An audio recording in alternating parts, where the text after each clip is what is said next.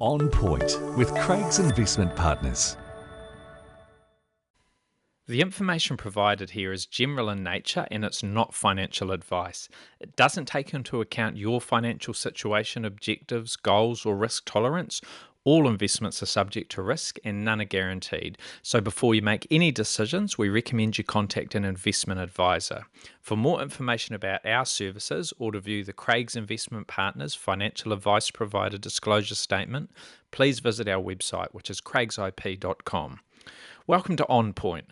I'm Mark Lister, Investment Director at Craig's Investment Partners, and I'll be talking about a range of topics including economics, portfolio strategy, investor education, and anything else that's happening out there in financial markets. Hi team, hope you're all well. That's another week down, so let's crack into it. What happened last week and what's coming up in the week ahead? Last week was another good one for most global share markets. In the US, we saw the S&P 500 index rise another 1.5%, and it finished marginally above 6,000 points for the first time since February. So it's now rebounded 20.4% from the lows of April. Remember, it fell 18.9% from those February highs down to the lows of April after Liberation Day, and it's now just 2.3% below those highs that we saw back in February. So it's been a strong recovery, and that has continued in recent days. UK shares, European shares also up 0.7% and 1.1% respectively, while emerging market equities were one of the stronger regions last week. They rallied 2.2%. The Japanese market was the only one of the majors to decline. It fell 1.2%. That's the Topix index in Japan that I'm watching there. And closer to home, the Australian ASX 200 was up 1%, and the domestic market, the NZX 50, added 1.2%. So strong gains pretty much across the board with the exception of Japan. And as we head into the final few weeks of the June quarter, all of those equity markets are solidly higher, led by Australia, which is up 8.6%, and emerging markets not far behind at 7.4% up. However, a stronger New Zealand dollar has eroded some of the returns for local investors. We've seen the Kiwi rise against most other currencies, in particular against the US dollar. The US dollar's been under pressure against everybody, including ourselves. So that has just taken some of those gains to lower levels. We're still up, but we're up much less than we would be in local currency terms. Interest rate markets, a bit of movement there. The US 10-year Treasury yield finished the week 11 basis points higher at 4.5%, while the New Zealand 5-year swap rate was little moved at 3.6%. Right, a couple of the key releases from last week that I want to single out and just mention. Dairy prices. We saw the first dairy auction of the new season, which began on the 1st of June, and it was a little bit soft. We saw the headline GDT index fall 1.6%. That's the biggest fall that we've seen since December, so last year, and this was led by a 3.7% fall on whole milk powder. So the headline GDT index is down from last month's peak, but it's still up 7.5% this year. And Fonterra obviously reconfirmed that payout of $10 for the season that's just finished. That's the highest of all time, and it provided an opening forecast for the new season of also $10 with a range of $8 to $11. So that's fairly wide because it's still early on and anything could happen. But at the moment, we're looking like we will see back-to-back $10 payouts, which is obviously fantastic for New Zealand, and in particular, those parts of the country that are quite exposed to the dairy sector. Internationally, I was watching the ISM indices in the US. These came out for May. We got the manufacturing index, we got the services index. A little bit soft, to be honest. The manufacturing ISM fell to a 6-month low of 48.5, so that's below that break-even of 50. New orders pretty soft, languishing at the weakest levels that we've seen since the middle of last year. And the prices paid index still very elevated, sitting close to the highest levels since the middle of 2022. So not a great combination, weaker activity, but more inflation pressures coming through.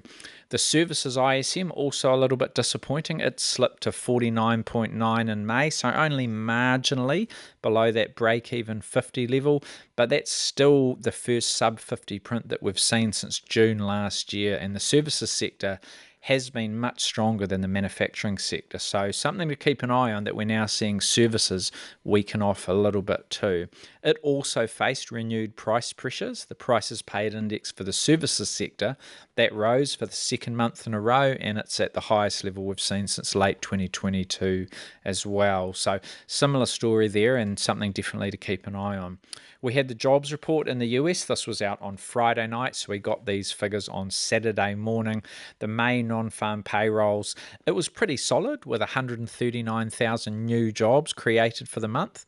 That was above forecast for about 120,000, and it wasn't too far off the revised 147,000 that we saw last month in April. So not bad at all. The unemployment rate unchanged at 4.2%, and wage growth a little stronger than expected at 3.9%. Again, something to watch, because we are seeing a little bit of weakness in parts of the economy, but now you're seeing wage growth just push a little bit higher too, so something we need to monitor.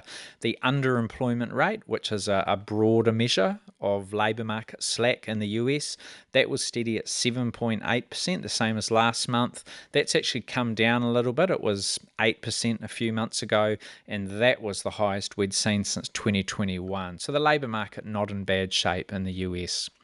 On the central bank front, we did see a couple of meetings last week, and the most interesting one for me was the ECB, the European Central Bank. It did cut its policy rate by another 0.25%. That was the 8th reduction of this cycle, so that takes the policy rate in Europe from 2.25% to 2% flat. So that's well down from a euro era high. What I mean by that is since we've had the euro currency in the late 1990s, that's the highest that we've seen interest rates. Last year's 4%. So down from that euro era high of 4% last year to 2% today. We've seen good progress on inflation in Europe, the annual headline inflation rate, and we got these figures last week too, just a couple of days before the ECB meeting, down to 1.9%. So they're now got a one handle below 2%. That's the lowest in 8 months, and that's good news. Markets do see at least one further 0.25% cut this cycle from the ECB. So they see the policy rate going to 1.75%. Maybe there'll be another cut after that, but at least one more looks quite likely. However, I think the ECB is likely to pause for now. So I don't think we'll see a move at the next meeting. It'll be more like September or even October when we see that next cut. Right, turning to the week ahead, and the key economic release will be the May inflation report in the US, which is due overnight on Wednesday.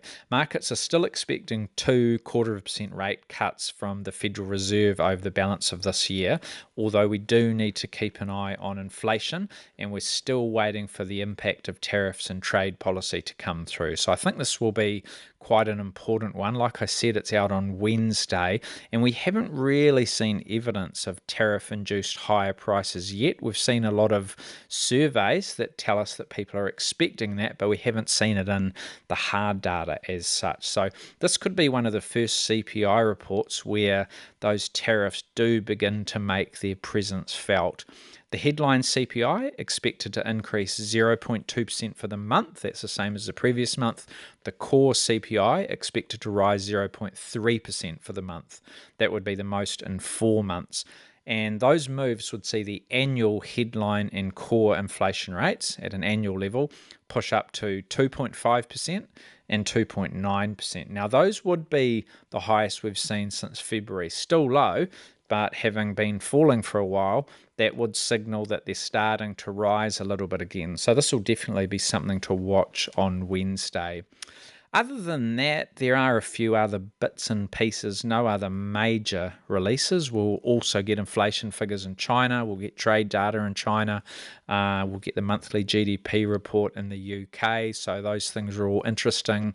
Across the Tasman, it's a holiday shortened week. They have got their King's birthday holiday on Monday, so the Aussie market will be on holiday on Monday. That means our share market will be a little more subdued, because all of those Australian investors that are quite active in the New Zealand market won't be there, and many of our larger stocks are dual listed, so that means they've got an ASX listing as well. So it'll be a little bit quieter here too, but holiday shortened week across the Tasman. Something to watch over there is a speech on Thursday. I think this is taking place in Tokyo, and it's from the RBA's head of domestic markets, a chap called David Jacobs. He's going to talk about Australia's bond market in a volatile world. That's the title of the speech. So bond markets are obviously very volatile and in focus at the moment with what you're seeing in terms of the United States and fiscal pressures and so forth. So I think that one will be worth watching on Thursday. I think it's maybe sort of 7 o'clock-ish New Zealand time in the evening. Here in New Zealand, we will get a steady stream of releases over the week. We'll get the Survey of Manufacturing for the first quarter, the ANZ Truckometer, that's on Tuesday, migration figures, electronic card transactions, the manufacturing PMI late in the week on Friday, potentially some house price data as well from the Real Estate Institute. This could be out on Friday. It might not come out this week. It might come out Monday next week, but potentially on Friday. That'll be worth watching. The housing market is in an interesting place. It's obviously still a little bit sluggish. When we look back at last month's figures, the market's a bit subdued. Prices have been mixed. You've got cautious buyers. You've got a high number of listings. But we do expect to see some improvement soon as those mortgage rates continue to come down. So we'll be watching sales volumes, we'll be watching the days to sell, we'll be watching any price movement in Auckland and across the rest of the country. So potentially that one on Friday. Not a lot on the corporate calendar. Scales are holding an AGM on Tuesday. New Zealand King Salmon also holding an AGM this week. But other than that, that is how things are shaping up. So thanks for listening, team. We will talk again soon. Enjoy your week. For more insights, visit craigsip.com.